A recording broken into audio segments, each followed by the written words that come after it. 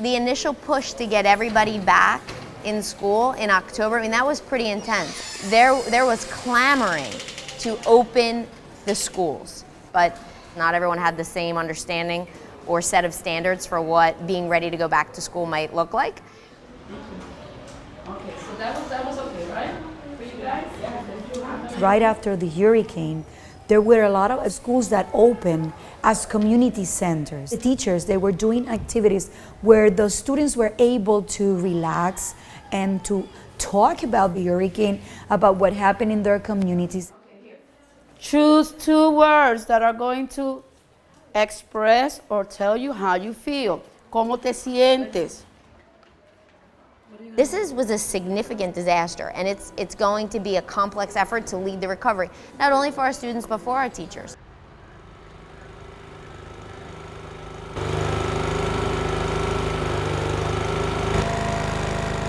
We're trying to get back on our feet, but if you don't provide the tools, the resources, of course, schools,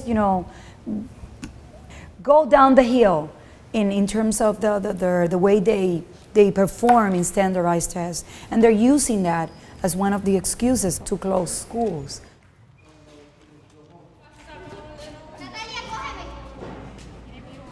The schools could be more than what goes on in a classroom, and there's tons of research that I've read about what role does a school play in a community, and hands down I agree with that. But the conversation that we're having here is, what is the appropriate rational distribution or feeder pattern for 320,000 students that allows us to optimize the available $6,400 per student that's available, and that is half of what's invested in Montgomery County. So I have a lot less, and I have to go a lot further. So what we're going to do is not talk about what for a community one school might be, but what is the best utilization for the common good, for the collective benefit of the student population. The Secretary of Education, she's been very public, very outspoken about building new schools. She wants to build better schools, according to her, but it seems like she wants to do this through the private sector. There's going to be a proposal for a new education law that's basically the education reform. It'll contain the education reform principles that we believe are necessary to ensure that students, public education students in Puerto Rico have access to the experiences and the resources that they need to be able to compete globally. It's called an alliance. It would be similar to what is known in the States as a charter school. We're in the process of identifying the 800 schools of the 1,113 that will remain open.